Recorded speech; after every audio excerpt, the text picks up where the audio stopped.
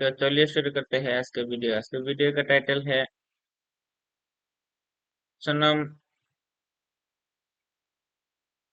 राजा रघुवंशी की कातिल सोनम रघुवंशी को होगी फांसी।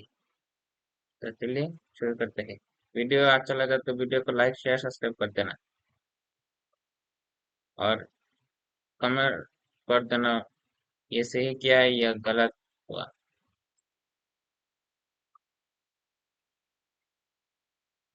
सकी सोनम। जी हाँ, राजा रघुवंशी और सोनम रघुवंशी केस में एक नया मोड़ सामने आया है। सोनम की गिरफ्तारी के बाद अब उसे फांसी देने की भी तैयारी हो चुकी है। जो केस पिछले 16 दिनों से उलझा हुआ था, उसमें अब नया मोड़ आ गया है। राजा रघुवंशी की हत्या कोई और नहीं बल्कि उनकी ही पत्नी सोनम ने ही कराई थी। आखिर ये सब कैसे हुआ? कैसे राजा रघुवंशी की मौत हुई और कैसे पुलिस ने सोनम को गिरफ्तार किया और अब उसे क्या सजा होगी? ये सब जानने के लिए आप इस वीडियो को अंत तक जरूर देखें। लेकिन उससे पहले आपको इस केस के बारे में शुरू से जानना होगा कि इस केस की शुरुआत कैसे हुई, कैसे राजा की हत्या हुई। आखिर शादी के महज 16 दिन बाद ही सोनम रघुवंशी ने अपने पति राजा रघुवंशी को क्यों मरवा दिया? जब आप इसकी पूरी हकीकत जानेंगे तो आपके पैरों तले जमीन खिसक जाएगी। अब तक आपने जो भी कुछ सुना होगा वो आधा अधूरा ही सुना होगा। लेकिन आज मैं पूरे फैक्ट्स, सबूत और पुलिस के अनुसार आपको इस केस का वो एक एक सच बताने वाला हूं जिसे आप लोगों से अब तक छिपाया गया है। लेकिन वीडियो शुरू करने से पहले मेरी आपसे एक छोटी सी गुजारिश है। आप भले 1 अक्टूबर 2024 को रामनवमी का दिन था और रघुवंशी समाज का भंडारा था। इसी दिन समाज के लोग शादी के योग्य लड़के लड़कियों के नाम समाज के रजिस्टर में लिख देते हैं। सोनम की फैमिली वालों ने जब उस रजिस्टर में राजा रघुवंशी की डिटेल्स पढ़ी तो उन्हें लड़का अच्छा लगा। एक तो राजा का काम भी अच्छा था, दूसरा वो इंदौर का ही रहने वाला था। उसके बाद सोनम की माँ का राजा के घर फोन आया। वो लोग मिलने आए, फिर लड़का लड़की आपस में मिले और बात पक्की हो गई। लेकिन शुरू में ही राजा ने एक ऐसी बात नोट की जिसे उसके परिवार वाले अगर समझ जाते तो शायद राजा की जान बच भी सकती थी। राजा ने एक दिन अपनी माँ को बताया कि सोनम मुझ में इंटरेस्ट नहीं ले रही है। राजा दरअसल सोनम के साथ फिल्म देखने जाना चाहता था। सोनम ने इसके लिए मना कर दिया। राजा फोन भी करता था तो सोनम उससे बात नहीं करती थी। राजा की माँ ने इस बारे में सोनम से पूछा तो उसने कहा, मैं ऑफिस में बिजी होती हूँ इसलिए बात नहीं कर पाती। तब राजा के परिवार ने इस पर ज्यादा ध्यान नहीं दिया। उन्होंने सोचा कि शायद सोनम सही कह रही हो। फिर आया 10 मई का वो दिन। दोनों की शादी हो गई। दोनों का परिवार खुश था। मगर यहाँ पर एक ट्विस्ट आया। राजा शादी के बाद कश्मीर घूमने जाना चाहता था, लेकिन पहलगाम हादसे के बाद वो प्रोग्राम उसे टालना पड़ा। लेकिन तभी सोनम ने बिना राजा से पूछे मेघालय की टिकट बुक कर दी। जब सोनम ने ऐसा किया तो राजा भी हैरान हुआ। उसने अपनी माँ को बताया कि सोनम ने मेघालय की टिकट बुक करा दी है। टिकट हो गया था, इसलिए माँ ने भी अधूरे मन से कह दिया, ठीक है चले जाओ। अगले दिन सोनम और राजा घर से तैयार होकर निकलने से पहले माँ से मिलने जाते हैं तो सोनम शादी के दिन वाले सारे गहने पहन रखी थी। फिर सासू माँ ने कहा, बेटी इतनी दूर जाने पर इतने कीमती गहने नहीं पहनकर जाया जाता। किसी की नजर पड़ गई तो वो तुम्हें नुकसान पहुंचा सकता है। लेकिन सोनम ने सास को मना लिया, ये कहते हुए कि मम्मी मैं संभाल लूंगी। सोनम के साथ साथ राजा ने भी सोने की चेन, डायमंड की ब्रेसलेट और हाथ में 2 सोने की अंगूठी पहन रखी थी। इस पर भी राजा की माँ ने राजा से कहा, बेटा तुम भी ये सब पहनकर मत जाओ। लेकिन राजा कहता है, माँ सोनम बोल रही है कि मेरे ऊपर अच्छा लग रहा है इसलिए मैंने ये सब पहन लिया। माँ थोड़ा सोचती है कि हनीमून पर कौन इतना सोना पहनकर जाता है, लेकिन दोनों की खुशी के लिए माँ भी बोल देती है, ठीक है जाओ, लेकिन अपना ख्याल रखना किसी की इस पर नजर न पड़े, नहीं तो तुम दोनों को नुकसान पहुंचा सकता है। माँ ने तो जाने को कह दिया था, लेकिन उन्हें क्या पता था कि ये सब सोनम की चाल है। वो राजा को मारकर सारे गहने लेकर अपने प्रेमी के साथ भागने वाली थी। इतना ही नहीं, हनीमून पर जाने से पहले ही सोनम ने हनीमून फ्रेंड, पहले से चक्कर चलता है तो घर में बता देना चाहिए था कि मेरा पहले से ही पसंद था कोई, उसके साथ शादी करना है। तो ये और का जिंदगी। पत्नी 20 मई को हनीमून के लिए मेघालय रवाना हुए थे। 22 मई को दोनों शिलांग के मावलखियाट गांव स्थित शिपारा होम स्टे में ठहरे थे। लेकिन 23 मई को उनके साथ कुछ ऐसा होता है जो किसी हॉरर स्टोरी से कम नहीं है। दरअसल 20 मई को राजा और सोनम गुवाहाटी एयरपोर्ट में लैंड करते हैं। फिर वो लोग कामाख्या देवी के दर्शन करने के लिए जाते हैं। असम में 1 से 2 दिन घूमने के बाद 22 मई को राजा और सोनम शिलांग में पहुंच जाते हैं। वहां के एक लोकल रेंटल एजेंसी से वो लोग एक स्कूटी किराए पर लेते हैं और उसी स्कूटी से आसपास के कुछ जगह घूमते हैं। अगले दिन यानी कि 23 मई की सुबह 5:30 पर वो लोग अपने होटल से चेकआउट कर लेते हैं। वो लोग अपने लगेज बैग को स्कूटी में कैरी करके घूम नहीं सकते थे, इसीलिए उनके पास जितना भी कीमती सामान था उसे वे एक छोटे बैग में डालते हैं और बाकी का लगेज उसी होटल के रिसेप्शन में छोड़ देते हैं। उस दिन सोनम का फास्टिंग था, इसलिए वो लोग एक दुकान से कुछ फ्रूट्स खरीदते हैं और कॉफी पीते हैं। उसके बाद वे लोग उसरा हिल्स की तरफ बढ़ते हैं, जो कि शिलांग से लगभग 60 किलोमीटर दूर है। वहां पहुंचने के बाद दोपहर करीब 1 से 1:30 बजे के बीच सोनम अपनी सासू माँ से फोन पर बात करती है। हेलो। हेलो। हाँ मैं राजा का फोन चालू नहीं हुआ अभी नहीं हुआ, बस हम चढ़ाई कर रहे हैं। है? हम ऊपर चढ़ गए फिर फोन लगाते हैं। इसी कॉल रिकॉर्डिंग से पता चलता है कि राजा और सोनम को नीचे जाकर जहां घूमना था वो उस जगह पर ऑलरेडी घूम चुके थे और करीब 1:30 बजे के आसपास अपने स्कूटी के पास लौट रहे थे। ये राजा और सोनम का आखिरी कॉल होता है, क्योंकि 1:47 पर जब राजा के बड़े भाई सोनम को कॉल करते हैं तो सोनम का मोबाइल रिंग तो होता है, लेकिन कोई रिसीव नहीं करता। राजा का फोन तो पहले से ही स्विच ऑफ था, लेकिन 24 मई को सोनम का फोन भी बंद हो जाता है।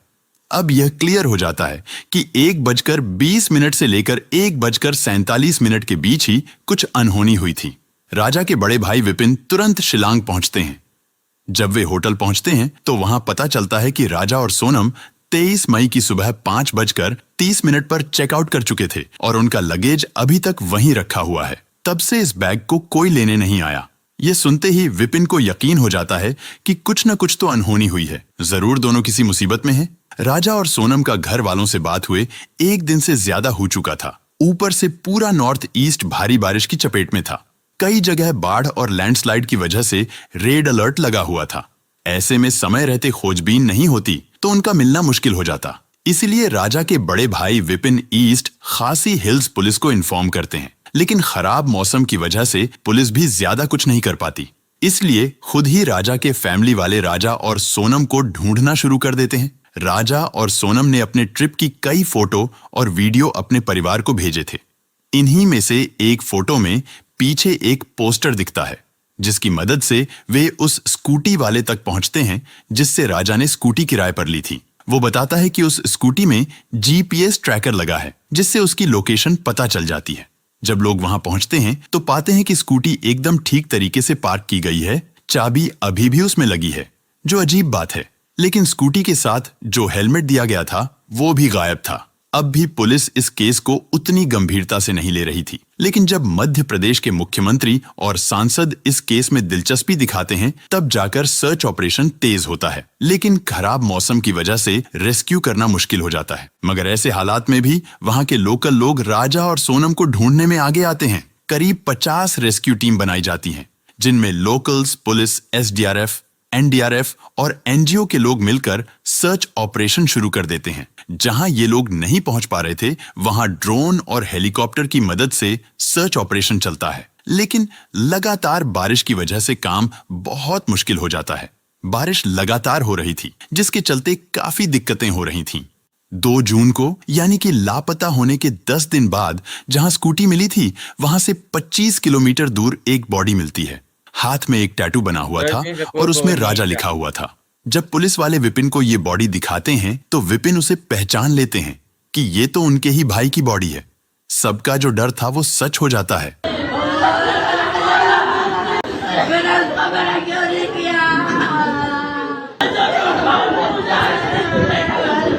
परिवार में हाहाकार मच जाता है, लेकिन यहाँ पर कहानी खत्म नहीं होती, बल्कि ये केस अब और भी उलझ चुका था।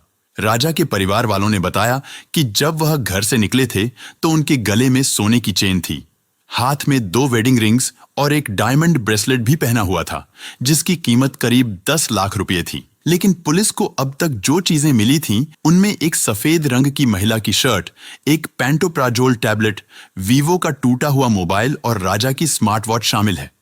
लेकिन सोने की चेन, दोनों रिंग्स और ब्रेसलेट गायब है। पोस्टमार्टम रिपोर्ट से पता चलता है कि राजा के शरीर पर कई जगह धारदार हथियार के घाव थे, यानी उसकी हत्या की गई थी। उनको मारकर नीचे खाई में फेंक दिया गया था। हथियार भी नया था, जैसे राजा को मारने के लिए ही यह खरीदा गया हो। हालांकि पुलिस ने उस हथियार को भी बरामद कर लिया है। जो स्कूटी मिलती है वह प्रॉपर्ली एक जगह पर पार्क किया हुआ था। उसमें कोई स्क्रैच मार्क नहीं था, जिससे यह पता चलता है कि उनका एक्सीडेंट स्कूटी में नहीं हुआ है, बल्कि उन्हें मारा गया था। लेकिन अजीब बात यह है कि उस स्कूटी में चाबी लगा हुआ था और उसका हेलमेट मिसिंग था। स्कूटी से थोड़ी ही दूरी पर राजा और सोनम के बैग्स भी मिलते हैं, जो वो अपने साथ लेकर आए थे। और वहां से लगभग 25 किलोमीटर दूर राजा की बॉडी मिलती है। यह तभी पॉसिबल हो सकता है जब राजा को मारने के बाद कातिल ने स्कूटी को ओसरा हिल्स के पास लाकर पार्क किया होगा और स्कूटी वहां पर पार्क करने के बाद उसी ने ही गाड़ी में चाबी छोड़ दिया होगा। सर्च ऑपरेशन गुमराह हो जाए। राजा की हत्या 23 मई को हुई थी, लेकिन उसकी लाश 2 जून को मेघालय के प्रसिद्ध वेई सावडोंग फॉल्स के पास एक गहरी खाई में बेहद सड़ी गली हालत में मिली। शरीर पर गहरे जख्म थे। सिर और पीठ पर धारदार हथियार के 2 घाव साफ नजर आ रहे थे। इन सब साक्ष्यों से साफ हो गया कि यह कोई हादसा नहीं, बल्कि सोची समझी और खौफनाक हत्या थी। अब तक पुलिस इसे लूटपाट का मामला मान रही थी और सोनम रघुवंशी की तलाश में जुट गई थी, जो उसी दिन से लापता थी। पुलिस को शक था कि लुटेरों ने राजा को लूटने के बाद उसकी हत्या कर दी और संभव है कि सोनम को भी मारकर कहीं फेंक दिया हो। जैसे ही ये खबर मीडिया के जरिए आम लोगों तक पहुंची, हर कोई सन्न रह गया। लोगों में गुस्सा फूट पड़ा और वे सड़कों पर उतर आए। विरोध प्रदर्शन शुरू हो गया। जनता के भारी दबाव के बाद पुलिस ने तुरंत विशेष जांच टीम SIT का गठन किया और सोनम की तलाश को प्राथमिकता दी। लेकिन इस मामले की दिशा तब पूरी तरह से बदल गई जब एक स्थानीय गाइड अल्बर्ट पीडी ने पुलिस को बताया कि 23 मई को उसने राजा और सोनम को 3 अनजान युवकों के साथ फॉल्स की ओर जाते हुए देखा था। इन तीनों युवकों की सबसे चौंकाने वाली बात यह थी कि वे सभी हिंदी में बात कर रहे थे। इसके बाद पुलिस ने CCTV फुटेज खंगाले। फुटेज में राजा, सोनम और 3 अज्ञात युवकों को एक साथ घूमते देखा गया। जब पुलिस ने सोनम के मोबाइल की कॉल डिटेल रिकॉर्ड CDR निकाली, तो कई संदिग्ध कॉल्स इंदौर और यूपी के नंबरों पर मिलते पाए गए। इसके बाद मेघालय पुलिस ने इंदौर और यूपी की पुलिस के साथ मिलकर दोनों ही राज्यों में अलग अलग जगह छापेमारी करके 4 लोगों को पकड़ लिया। इनमें राज कुशवाहा और विशाल चौहान को इंदौर से, आकाश राजपूत को इंदौर के पास से और आनंद कुर्मी को बीना से गिरफ्तार कर लिया गया। शायद सोनम को इस बात की भनक लग गई थी कि उसके साथी अब पुलिस की गिरफ्त में आ चुके हैं। इसी डर से उसने आत्मसमर्पण करने का फैसला किया और फिर 8 जून की रात करीब 1 बजे यूपी के गाजीपुर में एक ढाबे पर एक लड़की बदहवास हालत में पहुंची। उसने काले रंग की टी-शर्ट और लोअर पहन रखा था। बाल बिखरे हुए थे। चेहरा बेहद थका हुआ लग रहा था, जैसे कई दिनों से सोई ना हो। डर और घबराहट उसके चेहरे पर साफ झलक रही थी। लड़की ने ढाबे वाले लड़के से कहा, भैया क्या मुझे आपका फोन मिलेगा? मुझे अपने घर वालों से बात करनी है। ढाबे वाले ने बिना सवाल किए अपना फोन दे दिया। जैसे ही लड़की ने कॉल किया, वो रोने लगी। उस वक्त कोई नहीं जानता था कि ये लड़की कौन है। वहीं मौजूद कुछ महिलाओं ने उसे पहचानने की कोशिश की, लेकिन किसी को भी यह अंदाजा नहीं था कि ये वही सोनम रघुवंशी हो सकती है, क्योंकि गाजीपुर मेघालय से करीब 1100 किलोमीटर दूर है। फोन पर भाई से बात करने के बाद सोनम वहीं एक चारपाई पर बैठकर फूट फूट कर रोने लगी। तभी उसी नंबर पर सोनम के भाई का कॉल आया। उसने ढाबे वाले से कहा, भाई साहब आप तुरंत पुलिस को फोन करो। ढाबे वाले ने फौरन पुलिस को सूचना दी। करीब 30 मिनट बाद पुलिस मौके पर पहुंची। जब सोनम ने अपनी पहचान बताई तो पुलिस समझ गई कि यही वो लड़की है जिसकी तलाश में मेघालय पुलिस पिछले 17 दिनों से जुटी हुई थी। फिर सोनम को गाजीपुर पुलिस अपने साथ ले गई और बाद में मेघालय पुलिस को सौंप दिया गया। सोचिए, जो सोनम पिछले 17 दिन से लापता थी, जिसे सबने मरा हुआ मान लिया था, वही सोनम जब उसके साथियों की गिरफ्तारी होती है तो कैसे खुद ही अपने भाई को फोन करती है। अगर वो निर्दोष थी और जिंदा थी तो क्या ये काम पहले भी नहीं कर सकती थी? पूछताछ में जो खुलासा हुआ उसने पूरे मामले की दिशा ही बदल दी और पुलिस भी हैरान रह गई। शुरुआती पूछताछ में सोनम ने सच छुपाने की हर मुमकिन कोशिश की, बार बार बयान बदले, झूठी कहानियां गढ़ी और पुलिस को गुमराह करने की कोशिश की। लेकिन सख्त सवालों और सबूतों की मार के आगे उसका झूठ ज्यादा देर टिक नहीं सका।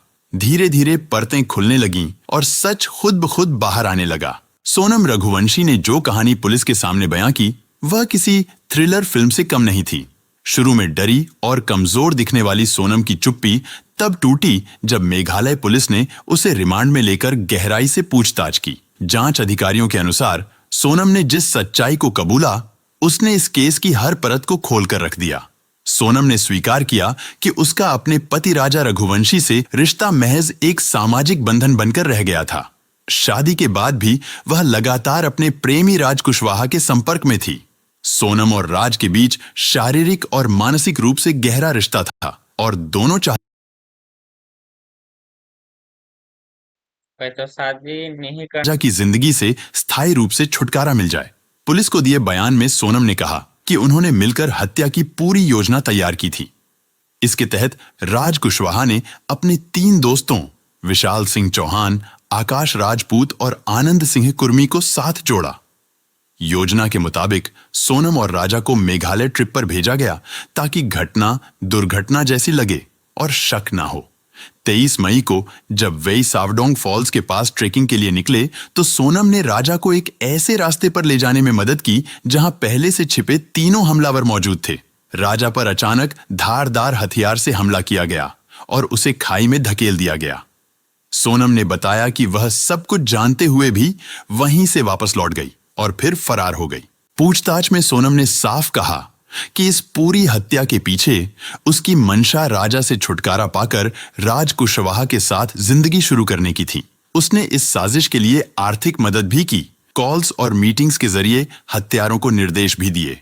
यही नहीं, बाद में जब मीडिया और पुलिस का दबाव बढ़ा, तब उसने खुद को बचाने के लिए गाजीपुर जाकर छिपने की कोशिश की, लेकिन डर और मानसिक दबाव में खुद ही उसने आत्मसमर्पण कर दिया। गिरफ्तारी के तुरंत बाद इन सभी आरोपियों को मेघालय लाया गया, जहां एसआईटी की टीम ने अलग अलग रिमांड पर लेकर सभी से गहन पूछताछ की। पूछताछ के दौरान हर आरोपी ने अपना जुर्म स्वीकार किया और यह भी साफ हो गया कि हत्या किसी एक का फैसला नहीं था, बल्कि यह सभी के बीच महीनों पहले से बनाई गई एक सोची समझी साजिश थी। पुलिस ने चारों आरोपियों के पास से वो मोबाइल फोन, बातचीत के कॉल रिकॉर्ड्स, लोकेशन डिटेल्स और डिजिटल ट्रांस। जब पूरा सच जनता के सामने आया तो पूरे देश में गुस्से की लहर दौड़ गई। सोशल मीडिया से लेकर सड़कों तक लोग राजा रघुवंशी की निर्मम हत्या को लेकर न्याय की मांग करने लगे। राजा के घर वालों, दोस्तों और समर्थकों ने विरोध प्रदर्शन शुरू कर दिए और जगह जगह पर मशाल जुलूस निकाले गए। लोगों का साफ कहना है, ये कोई आम क्राइम नहीं था, ये प्लान करके की गई बर्बर हत्या है। सोनम ने यह भी कबूल किया कि हनीमून पर जाने का प्लान उसी का था, घूमने के लिए नहीं बल्कि राजा को मरवाने के लिए। लेकिन यहां सोचने वाली असली बात यह है, अगर सब कुछ पहले से तय था तो फिर सोनम ने राजा से शादी ही क्यों की? उसके पास ऑप्शन था, वो चाहती तो अपने प्रेमी के साथ पहले ही भाग सकती थी। सच में ये बात हैरान करती है कि आज की युवा पीढ़ी किस तरह की सोच रखती है। जिससे आप प्यार नहीं करते, अगर वो आपको नहीं मिलता तो आप उस इंसान की जान ले लेते हो जिसका आपसे कोई लेना देना ही नहीं था। और जो लड़कियां इतनी दबंग होती हैं कि शादी के बाद अपने प्रेमी के लिए पति का कत्ल तक करवा देती हैं, वही लड़कियां शादी से पहले इतना साहस क्यों नहीं दिखाती? शादी से पहले ही क्यों नहीं कह देती कि मुझे कोई और पसंद है, मैं इससे शादी नहीं करूंगी? मतलब माँ बाप के सामने आप इतना बेबस दिखते हो कि मजबूरी में शादी कर लेते हो, लेकिन अंदर ही अंदर इतना जहर पल रहा होता है कि एक मासूम आदमी को मारने में भी आपको दया नहीं आती। मुझे नहीं पता ये कैसी सोच है, लेकिन इतना जरूर कह सकता हूँ, इस सोच ने न जाने कितने घर बर्बाद कर दिए और हजारों लाखों लोगों को डर में जीने पर मजबूर कर दिया। वीडियो के अंत में मैं बस आपसे एक बात कहना चाहूंगा, जब भी कोई लड़का अपने माता पिता की पसंद से शादी करने जाए तो लड़की से उसकी डिग्री या बायोडाटा ना पूछो, उससे पसंद नापसंद ना पूछो, उससे बस ये पूछो कि तुम्हारा किसी से अफेयर तो नहीं है। अगर है तो मुझे बता दो, मैं किसी को ये बात नहीं बताऊंगा, मैं ये शादी कैंसिल कर दूंगा ये कहकर कि मुझे लड़की पसंद नहीं है। शायद इस एक सवाल से किसी और मासूम राजा की जान बच जाए, शायद आगे कोई और बेकसूर शिकार ना बने। ऐसे लोगों को सिर्फ उम्र कैद नहीं, फांसी की सजा मिलनी चाहिए ताकि समाज में डर बने और कोई भी पत्नी